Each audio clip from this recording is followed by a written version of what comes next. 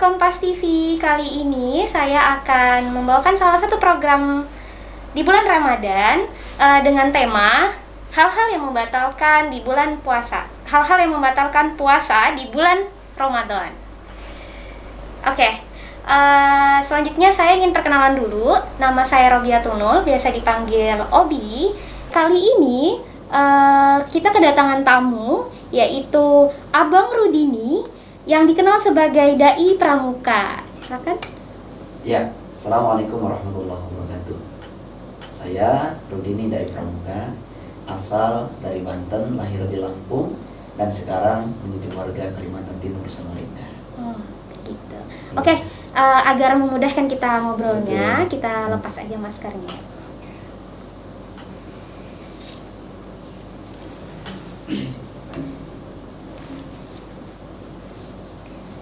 Oke, untuk yang pertama, saya ingin tahu nih, kita semua deh kayaknya yang di sini nanti yang nonton ingin tahu apa sih aktivitas abang nih saat ini? Untuk hari ini sih, untuk saat ini ya, bukan hari ini. Untuk saat ini saya aktivitasnya selain dakwah, menjadi public speaker, berbagai macam kesibukan. Tapi yang paling utama sekarang menyelami dunia bisnis. Itu saya jadi manajer wilayah Daud Imam Ustadz Raden yang beberapa hari yang lalu kita launching di Samarinda, seperti itu. Ataupun aktivitas dakwah ya, kita masih roadshow keliling walaupun keadaan masih pandemi, namun aktivitas dakwah kita tetap jalan, seperti itu. Oke. Oh iya, kita juga dapat informasi nih. Kan kalau abang ya, abang ini kan speaking dakwah, bisa nggak diceritain nih perjalanannya? Oh iya. Kenapa tertarik dengan dunia dakwah? Awal mula sih karena basically saya adalah anak pesantren ya. Dulu saya pesantren di Lampung, pondok pesantren saya namanya Badrul Huda. Setelah itu saya memutuskan untuk hijrah ke Kalimantan Timur, tapi memang jujur Mbak, saya nggak punya cita-cita untuk jadi pendakwah. Saya nggak punya cita-cita jadi ustadz gitu, nggak ada sama sekali dalam benak saya itu jadi dai, itu nggak ada gitu kan. Cuma memang sebuah habit, kebiasaan dan juga lingkungan yang mungkin mendukung serta keadaan. Hingga saat itu saya di SMA, saya sering ikut lomba muhadharah gitu kan. Tapi pun itu nggak pernah menang gitu ya. Nah akhirnya 2013 akhir saya memutuskan untuk merantau ke Kalimantan Timur karena pertama yang melatar belakangi saya merantau ke sini adalah kuliah. Saya diterima di Unmul kuliah. Setelah itu dengan berbagai macam kondisi saat itu karena saya ada perjanjian dengan Unmul, saya dituntut harus menjadi mahasiswa berprestasi hingga akhirnya dengan berbagai macam cara apapun kegiatan saya lakukan gitu loh. Salah satu adalah saya menjadi baik itu orator, intinya public speaker itu, speaking macam-macam lah.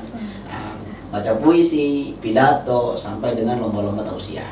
Alhamdulillah dalam kurun 1 tahun saya di Kalimantan Timur, saya bisa mengumpulkan atas izin Allah Subhanahu wa taala 40 trofi gitu kan, yang saya persembahkan untuk emak saya di Lampung, seperti itu.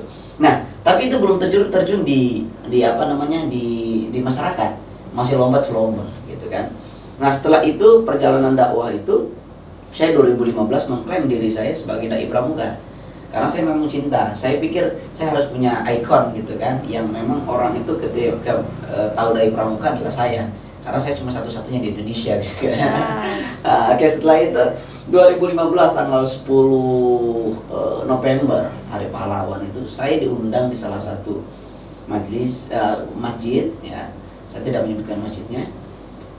Dan gaya saya kan orang Lampung tuh orang Sumatera tuh keras vokalnya. Dan hari itu katanya di ceramah di masjid itu nggak boleh keras-keras gitu kan. Ya biasalah itu critical point kan. Belajar kita perbaiki diri, alhamdulillah. Namun setelah itu belum jadi dai pramuka itu. Belum jadi dai pramuka. Nah, masih campur aduk lah gitu kan, pakaian terserah kita gitu kan, belum punya ikon. Nah, setelah itu Pak, saya sempat mengikuti salah satu ajang TV audisi ya. Saya pikir saya bakal lolos, dan itu saya dijanjikan coba kalian saya lolos. Ternyata sampai lebaran monyet nama saya nggak dipanggil gitu kan. Akhirnya saya putus asa, karena memang saya nggak ada cita-cita jadi pendakwah, cita-cita saya jadi pengen jadi politikus gitu loh. Saya pengen, karena cita-cita saya dari kecil pengen jadi menteri dalam negeri gitu kan. Makanya saya memutuskan dakwah bukan jalan saya. Saya harus belajar dunia politik. Akhirnya saya bergaul dengan orang-orang. Nah tiba-tiba begitu memutuskan itu karena putus asa, nggak diterima di TV tadi. Akhirnya saya dipanggil, ada dulu Prof Helmi namanya, suruh gantikan jadwal beliau untuk ceramah. Saya macam kebakaran jenggotnya apa sih gitu kan. Ternyata ada something dalam niatan saya. Karena jujur saya orang kampung. Niat saya cuma satu gitu kan. Orang kampung, Mbak tahu kan karakter orang kampung pengen famous gitu, pengen terkenal gitu ya. Pengen terkenal gitu kan. Jadi masuk TV dakwah itu pengen terkenal. Istilahnya itu public figure, macam-macam. Dalam mindset saya orientednya adalah bukan menyenangkan Sayyidina Muhammad SAW. Niatan kita bukan itu, pengen jadi terkenal. Ternyata itu salah. Akhirnya saya memperbaiki niat gitu kan. Udah, dakwah adalah dakwah. Nah, mulai dari situlah saya menjadi dai pramuka, pelan-pelan ya sampai dengan hari ini. Gitu loh, kaliku dunia dakwah itu tidak senikmat yang sahabat bayangkan gitu kan, seperti itu. Untuk tantangan sendiri apa sih kira-kira waktu itu? Tantangan hari itu, saya sebagai pendakwah muda ya, dai muda, yang dimana kompetitor ataupun sinergitas antara dai muda dengan dai dewasa ataupun para ulama-ulama kita itu sangat luar biasa. Artinya tantangan itu kan kita dituntut masyarakat, publik itu nggak mau tahu. Kamu adalah dai, kamu adalah ustadz, kamu harus tahu. Sementara kan manusia kan tidak semua tahu gitu kan.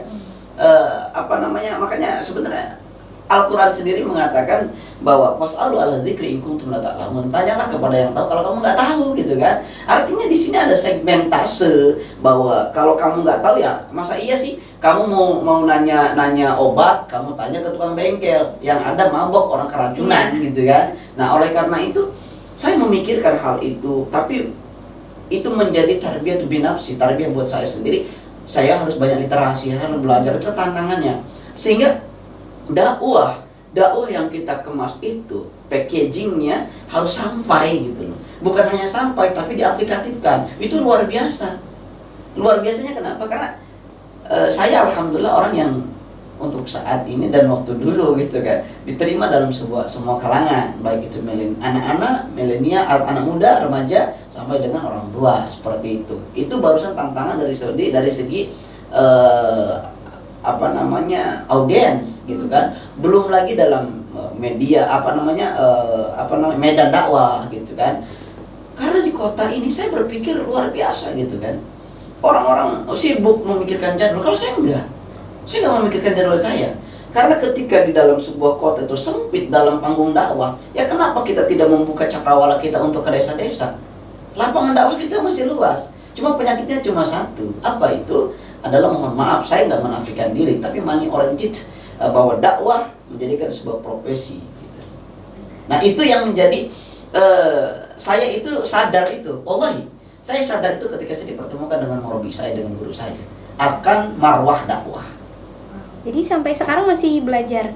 Oh iya dong, harus. Ada mentornya berarti ya? Ada.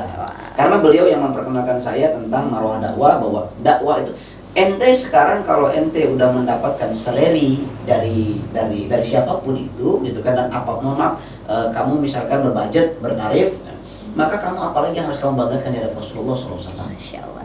Itu tadi ya bahasa beliau terbawa-bawa suasana pondok ini, pakainya ente, wallahi segala macam ya Ustadz ya. Oke. Kemudian nih Ustadz, ada pertanyaan kedua. Bagaimana hal yang membatalkan puasa? Nah, kita masuk ke inti nih. Hal-hal yang membatalkan puasa. Tentu sebelum aku sampaikan hal-hal yang membatalkan puasa, Islam itu agama yang sangat komprehensif ya. Agama yang sangat istimewa ya. Kenapa? Karena di dalam Al-Qur'an sendiri Allah Subhanahu wa taala menyebutkan la yukallifullahu nafsan illa wus'aha. Ya kan? Laha ma kasabat wa 'ala ma kasabat. Sesungguhnya Allah Subhanahu wa taala tidak pernah memberikan beban ya di luar daripada batas kemampuan hambanya. Artinya di sini Allah Subhanahu wa taala zat yang maha tahu, zat yang maha sempurna, mengetahui akan kondisi hambanya. Namun kadang-kadang hambanya sendiri yang membuat repot dan ribet. Iya nggak? Iya. Iya, nah, ya kan. Makanya saya sering berpesan bahwa ketika ada yang mudah, ngapain milih yang susah, ya kan. Nah, ada pun hal-hal yang membatalkan puasa gitu kan, bahwa kita mengetahui, kita sadar bersama bahwa ya ayyuhalladzina amanu kutiba alaikumusiyam kama kutiba alal ladzina min qablikum la'allakum tattaqun. Brother sister gitu kan.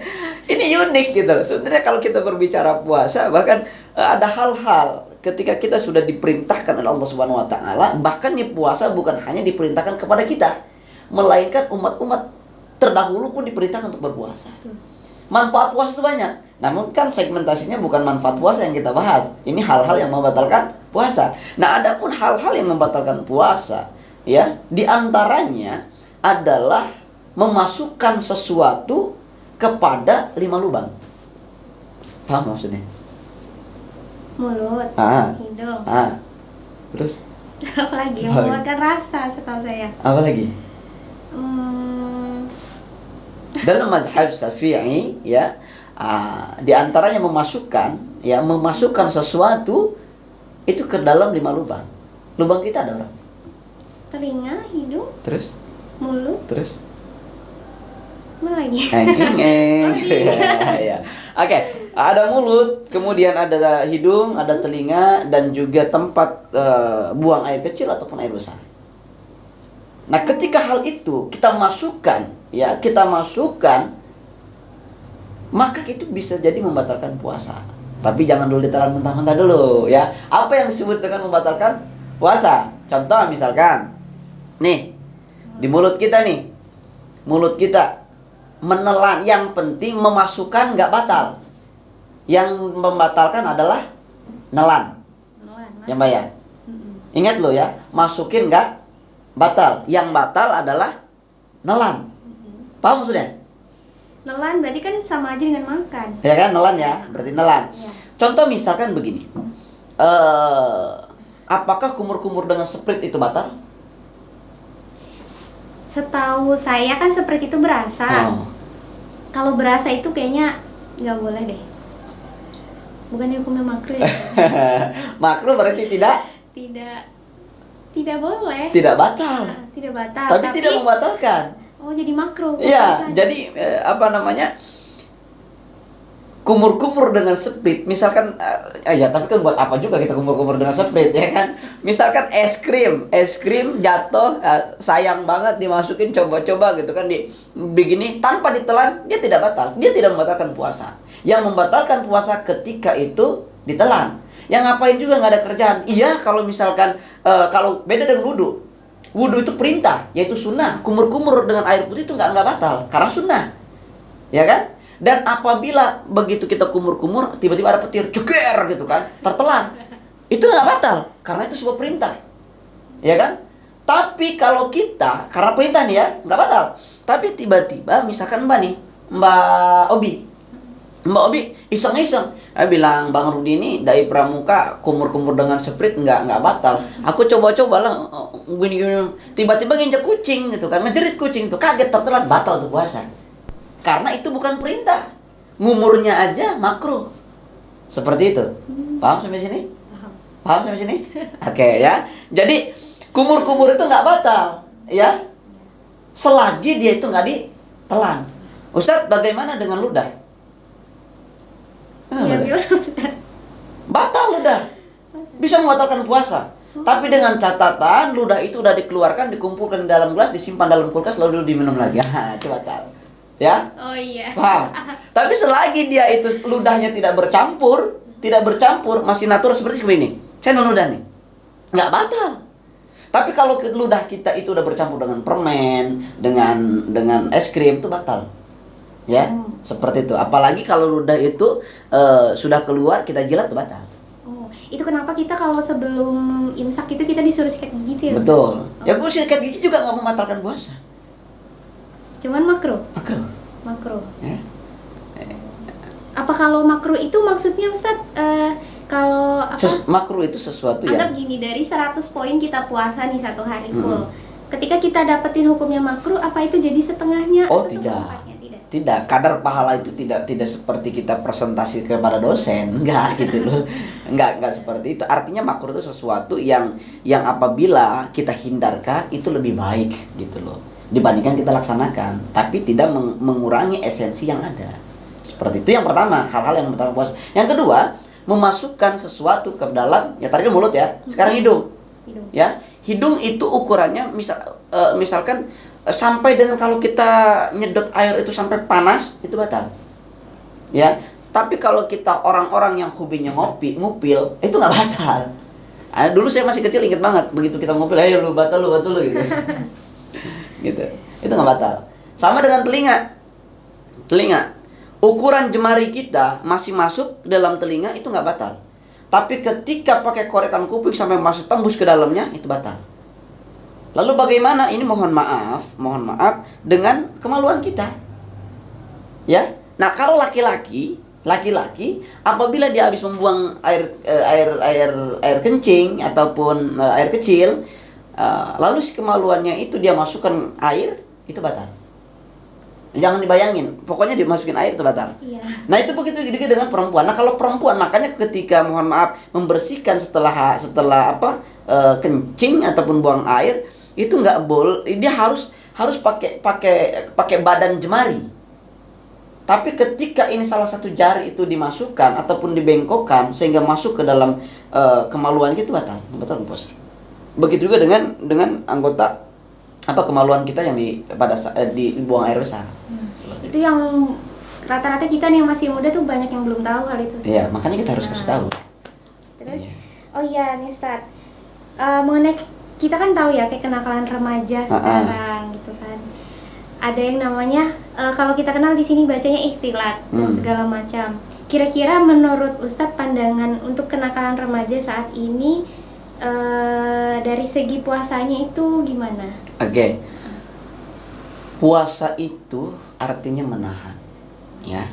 Artinya ada juga mengatakan bahwa syahrul Ramadan tarbiyatu binafsi. Bulan puasa adalah tarbiyah untuk diri sendiri. Makanya Rasulullah SAW mengatakan bahwa orang yang merugi adalah orang yang apabila Ramadan telah selesai lalu dia tidak mengalami perubahan terhadap dirinya. Ya udah begitu-gitu doang gitu kan. Makanya tidak sedikit seorang hamba, seorang umat mendapatkan hakikat puasa, dia hanya mendapatkan haus dan lapar saja. Kenapa? Karena dia tidak memahami hakikat puasa, gitu loh. Sebetulnya transformasi ataupun perubahan seperti kupu-kupu, ya kan, yang dia terbang indah saat dia itu ulat menjadi kepompong, kan dia puasa. Yang diharapkan selama 12 bulan, 11 bulan kita bergulat dengan kehidupan dunia, lalu Allah Subhanahu wa ta'ala meminta dalam kurun waktu 1 bulan untuk apa? Untuk lebih baik dari kita agar kita mampu terbang seperti layaknya kupu-kupu. Artinya yang dulunya suka marah-marah, bemamaian, jar orang Banjar ya kan, macam-macam. Setidaknya pada saat di bulan Ramadan dia mampu mengendalikan dirinya. Bagaimana konteks ini kita tarik dengan remaja, ya kan? Yang dimana remaja itu kan hamasyah, semangatnya itu menggelora. Namun kadang-kadang nih semangatnya kalau nggak ada tanpa controlling akan lupa daratan, lupa diri, ya kan? Ya. Nah, artinya hal-hal ini kudu punya pondasi, gitu loh. Nah, bagaimana pada saat misalkan dia puasa, lalu kerjaan mereka di dalam aktivitas sehari-hari macam-macam dan lain sebagainya. Kadang-kadang kan kesalahpahaman itu kan banyak yang dimultitafsirkan oleh anak-anak remaja kita. Contoh misalkan mereka berkelahi, kemudian hal-hal yang dia anggap itu tidak mengurangi daripada puasa. Kadang-kadang dia melaksanakan puasa, namun kewajibannya dilepaskan saja, gitu. Oh, gua udah puasa, gitu kan. Ini kan tidurnya orang puasa kan ibadah. Karena kan kadang-kadang itu suka begitu, gitu. Tidurnya orang berpuasa itu ibadah. Artinya gua tidur aja gitu dari malam sampai sore, sampai beduk gitu kan, sampai maghrib udah ibadah. Tapi hal-hal ini sangat merugi sekali.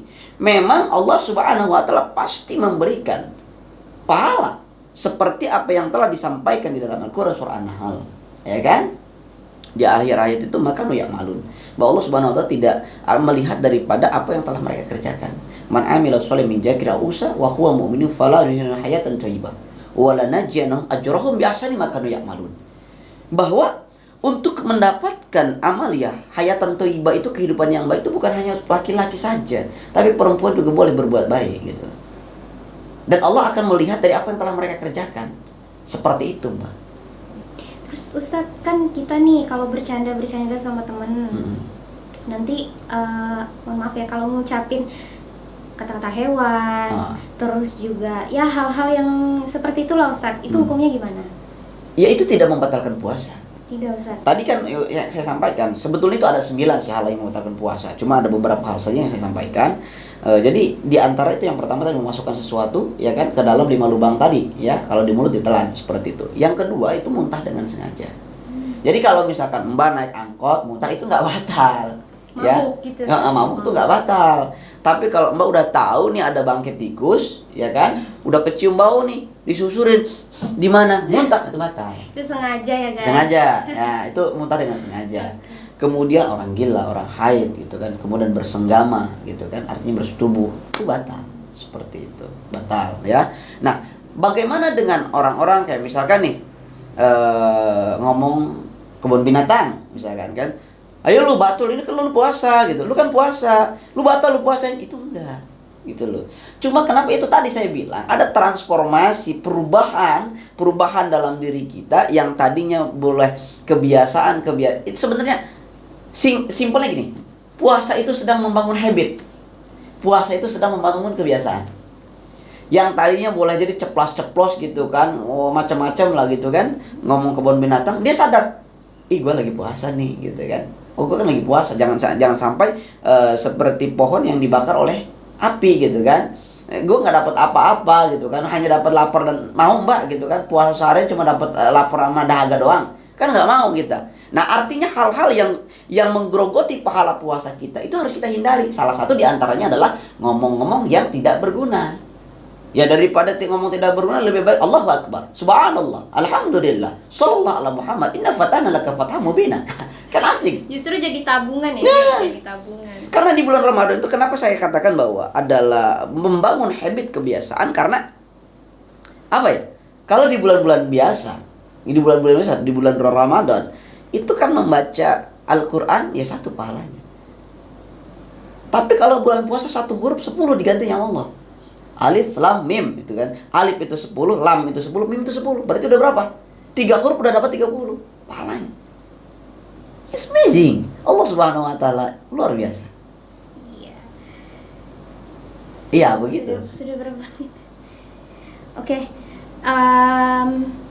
Kemudian Ustadz, kan yang saya tahu tuh Ustadz, ada yang bilang kalau beribadah itu pembiasaan beribadah itu biasanya 40 hari. Terus gimana nih Ustadz, yang kan kalau kita tahu nih nggak semua tuh remaja tuh terkadang mikirnya udah ntar aja pas tua sholatnya, udahlah ntar aja tahajudnya masih banyak, masih ada hari esok. Itu gimana Ustadz? Oke. Saya kasih rumus adalah paksa. Paksa ini bukan yang ayo sini gitu. Paksa itu singkatan. Paksa itu bahasa Inggrisnya P-nya itu pray.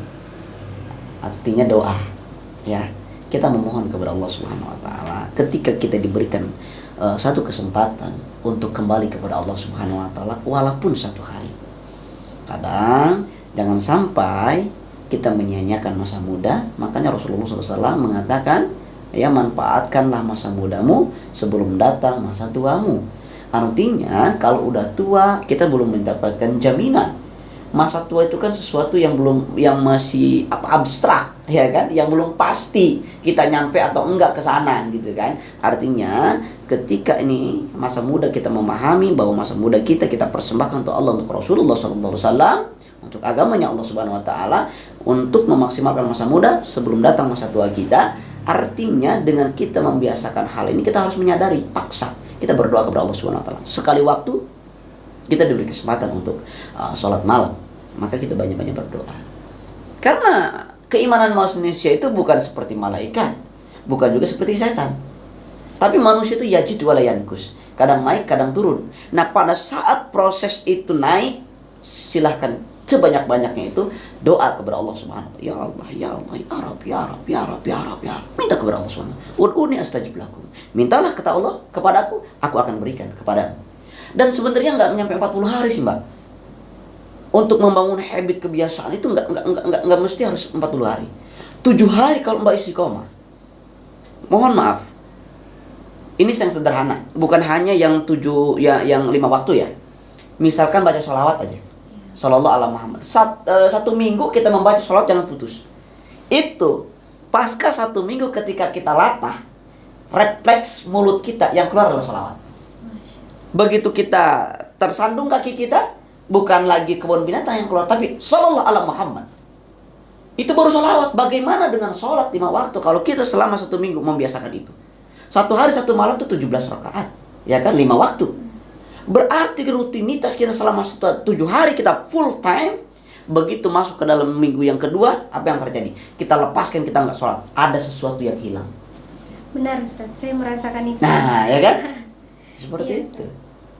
Jadi pembiasaan itu nggak mesti harus 40 hari. Nggak Ustaz. mesti harus dipaksa dari sekarang. Harus dipaksa, karena tadi saya katakan bahwa paksa itu P-nya itu adalah free. Kita berdoa sama Allah SWT.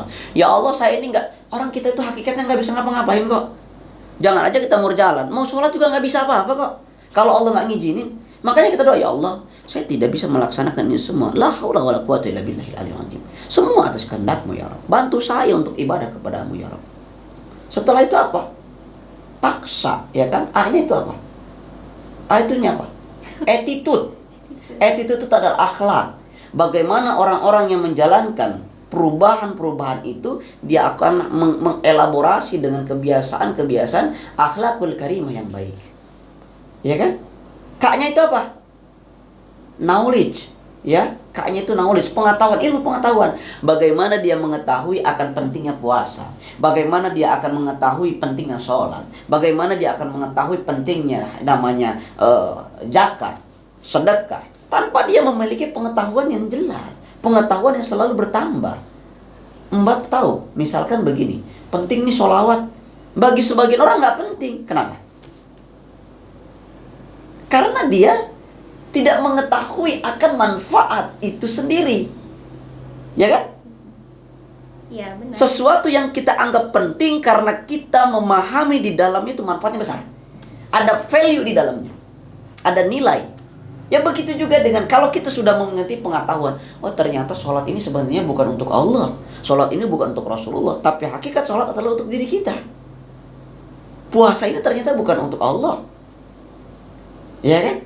Tapi ternyata untuk tarbiyah buat kita. Nah kalau ini semua kita menyadari bahwa penting nih kita ibadah nih. Allah itu kita nggak ibadah juga nggak ngapa-ngapain kok. Nggak ada perubahan sama Allah. Ya nggak? Ya nggak? Itu kayak ini Ustaz, kayak la yughayyiru qaumin hatta yughayyiru. God, mabi anfusihim. Tuhan tidak akan pernah merubah nasib satu kaum. Dirimu gitu kan? Ya. Kalau bukan dirimu sendiri. Nah itu kan paksa tuh. Kemudian PAK, PAK-SA, ya. Ya. Paksa. Jadi kita harus pembiasaan juga ya. Tapi A yang terakhir itu yang paling penting adalah apa? Action. Action. Iya. Dilakukan. Ya lakukan gitu loh. Jadi selain apa sih, kita juga kan kita harus tahu dulu manfaatnya tadi Ustaz. Ya. Manfaat dulu. Ketika orang sudah tahu manfaat, kita pasti bakal ingin, sama kayak kita kuliah nih Ustaz. Mau dapat nilai A. Otomatis kita juga perlu belajar dan sebagainya gitu. Ketika kita ingin mendapatkan nilai A dari Allah, berarti kita selain belajar, paksa untuk pembiasaan. Betul. Yang paling simpel lagi, sekarang nih lagi trending nih, gitu kan, masalah antara laki-laki dan perempuan, seperti kayak misalkan lagi skincarean, ya kan, OMS Glow, macam-macam. Kenapa Anda lakukan itu? Apa ya Ustaz? Hah? Ya pemirsa, kenapa kita melakukan hal itu? Karena kita tahu manfaatnya. Kita menggunakan MS Glow itu biar glowing, makanya kita mau melakukan itu. Benar. Ya nggak? Iya. Kenapa orang malas sholat? Karena dia tidak tahu manfaat sholat itu sendiri.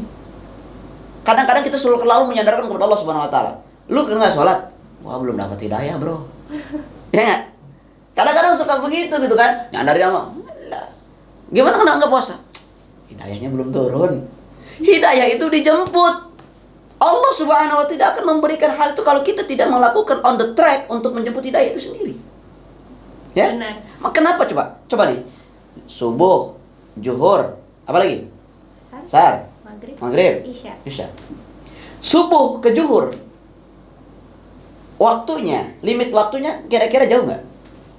Jauh. Kenapa Allah Subhanahu Wa Taala dari waktu subuh ke waktu zuhur itu agak limit waktunya agak panjang? Karena Allah mengetahui kondisi hambanya. Posisi pagi sampai dengan jam 12 atau jam 12.30. Nah, pada saat jam zuhur itu Allah mengetahui kondisi hambanya sedang dalam kegalauan, kepusingan akan kerjaan. Maka Allah sediakan air untuk mengambil wudhu untuk menenangkan dirinya. Namanya terminal zuhur. Setelah itu dia berwudhu, dia tenang kembali. Lalu setelah itu zuhur ke asar. Kira-kira lebih pendek gak waktunya?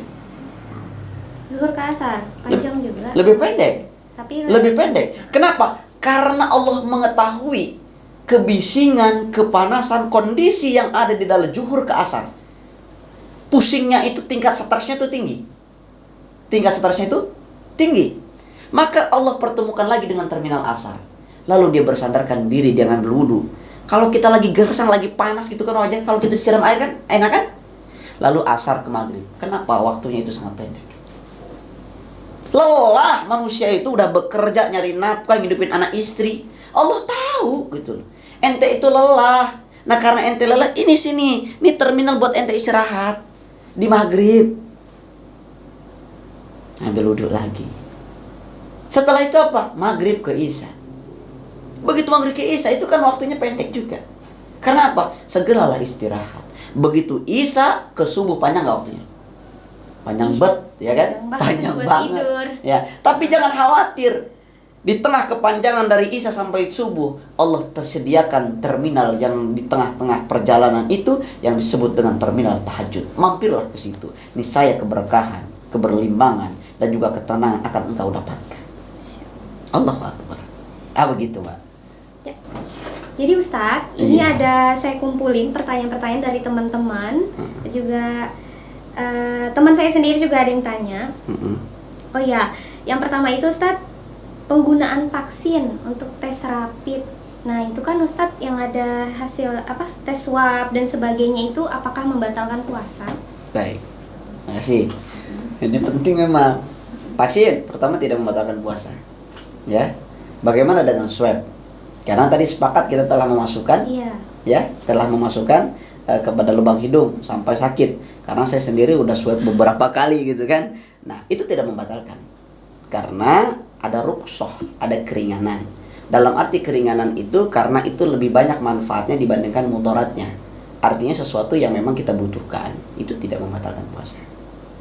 Seperti itu. Oke, lanjut Ustaz, ada lagi pertanyaan kedua. Gimana nih untuk hukum Islam sendiri saat orang nih berpuasa ya Ustaz? Tiba-tiba lagi scroll Instagram yang dilihat hal nggak senonoh nih Ustaz. Nah itu gimana Ustaz hukumnya? Hukumnya tidak membatalkan puasa, namun dia akan mengurangi marwah dari puasa itu sendiri.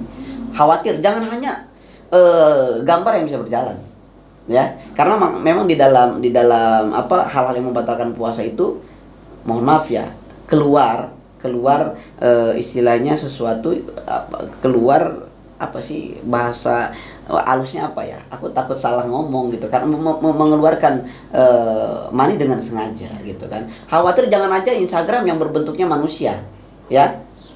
Lagi misalkan Mbak ini Mbak gitu kan, Mbak Obi duduk di pinggir lapangan, tiba-tiba ada sapi lewat. Dan imajinasi Mbak itu sapi itu sesuatu Arjuna yang luar biasa.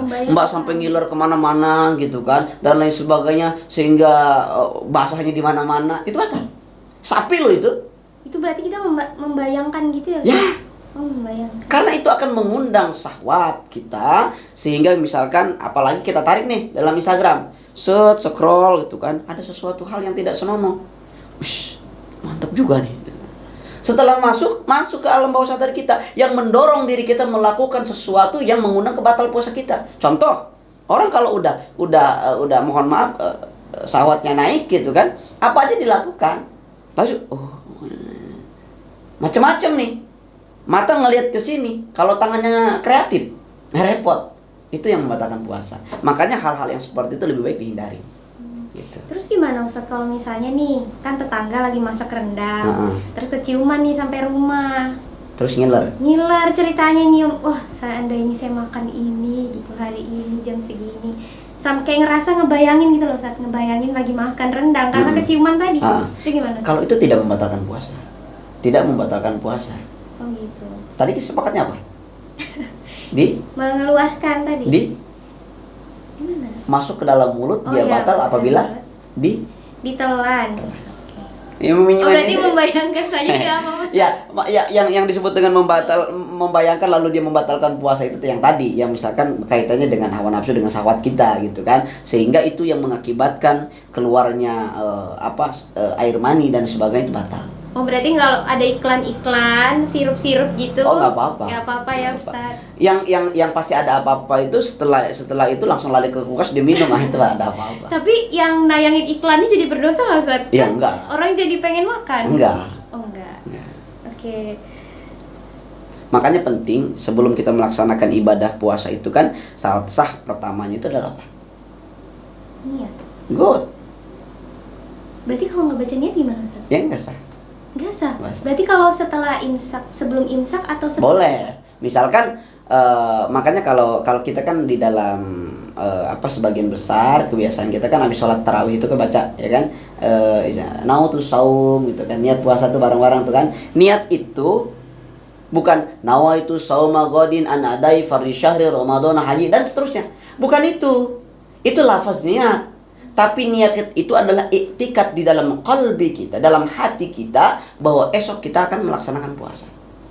Bagaimana dengan orang-orang yang lupa akan niat itu? Iya, membaca itu Ustaz. Pada saat bangun pagi, misalkan sahur udah ini, tapi nggak lupa baca niat. Alasan, bro, ente nggak puasa kenapa? Lupa niat. Itu alibi namanya. Boleh. Saat kita pagi, itu kata nanti dalam hati ya. Misalkan bisikan ini, ya Allah, saya berniat puasa untuk hari ini untuk mencapai dan menggapai ridho. Pardukan Allah Ta'ala karenamu ya Allah. Itu cukup begitu aja udah tahu karena Allah Subhanahu wa taala sangat Maha tahu. Jadi tidak perlu dibacakan niat yang niat yang pakai bahasa Arab itu ya Ustaz ya. Perlu untuk kalau kata Imam Syafi'i untuk memperkuat daripada i'tikad dalam hati. Makanya yang bagus itu sebenarnya gini. Seperti wudu, nawaitu wudu fil hadasil asghari fardhu lillahi ta'ala. Saat kita membasuhkan air wudu ke muka kita, hati kita beriktikad. Sejak aku niat ngambil wudu untuk menghilangkan hadas kecil karena Allah Ta'ala. Sama, nawaitu sauma ghadin an adai. Mulut berbicara, hati ngomong. Sejak aku niat puasa esok pagi di bulan Ramadan pardukan Allah Ta'ala. Itu cakep tuh, baru komplit tuh, ya. Nah, kalau kita udah dibangun innamal a'malu binniyat tadi dengan niat yang baik, dengan niat yang benar, maka biarpun rendang, biarpun sate, biarpun soto Banjar yang dihidangkan kepada kita akan tolak. Tidak.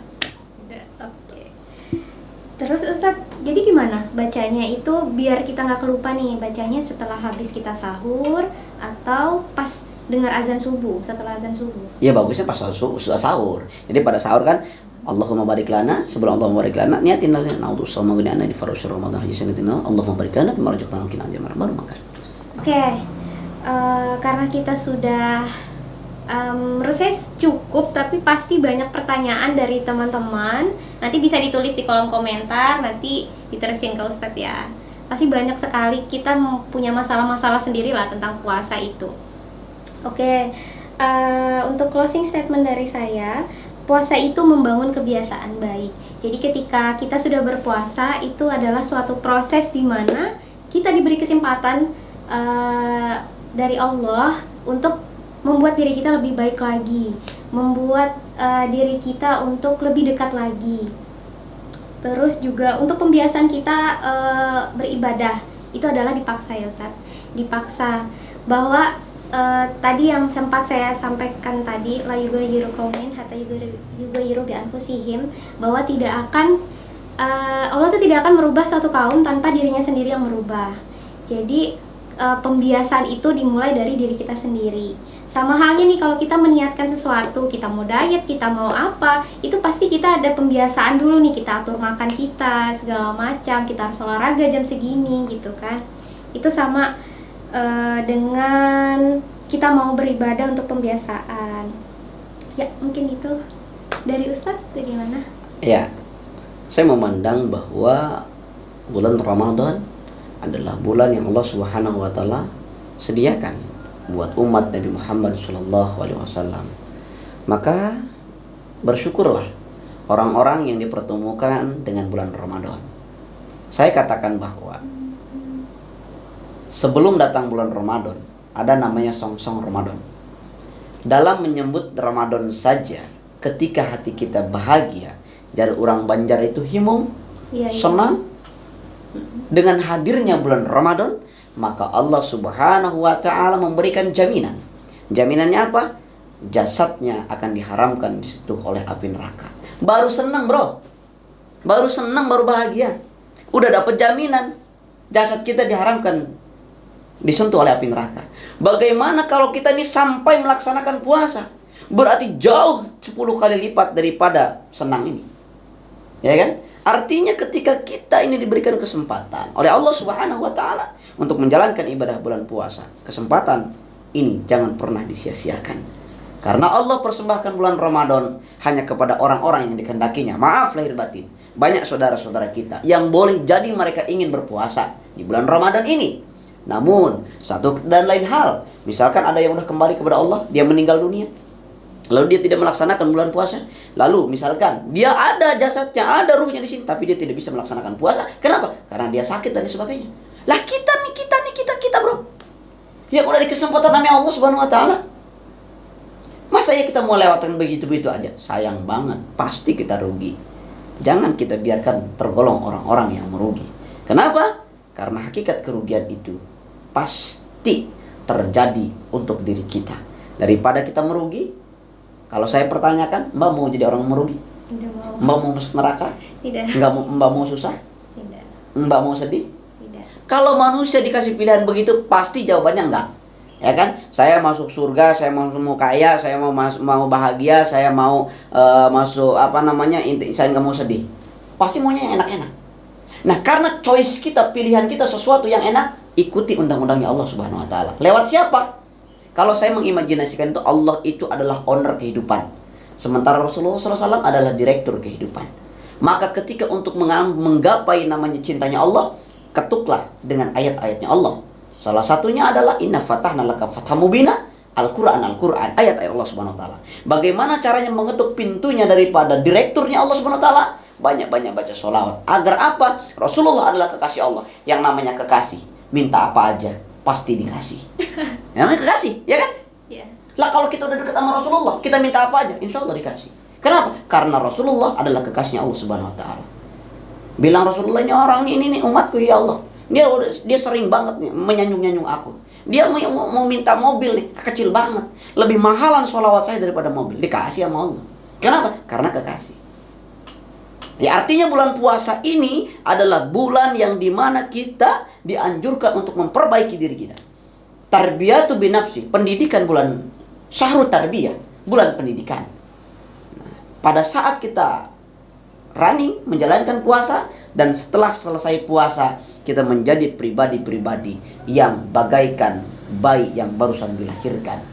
Tergantung daripada kita. Bagaimana kertas putih itu mau kita coret-coret dengan tinta-tinta yang tidak jelas, atau tinta-tinta yang bermanfaat seperti menuliskan puisi, teks-teks ceramah, itu ada value manfaatnya daripada kita coretkan dengan tinta-tinta yang tidak jelas. Apakah ketika kita terlanjur menuliskan tinta-tinta yang tidak jelas itu bisa dihapus? Bisa.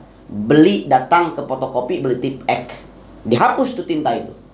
Lalu bagaimana amalia kita? Bagaimana cara menti efeknya? Banyak-banyak istighfar kepada Allah Subhanahu wa taala. Puasa adalah bulan yang sangat istimewa. Jangan lewatkan puasa kita. Perbaiki diri, semangat, dan paksakan untuk beribadah kepada Allah Subhanahu wa taala. Terima kasih. Masya Allah, luar biasa sekali dapat pencerahan kita ya. Bukan mencari, kita udah sama lampu sebenarnya. Sekali. Ya Ustadz, mungkin kita pakai lagi maskernya. Oh iya. Pakai masker.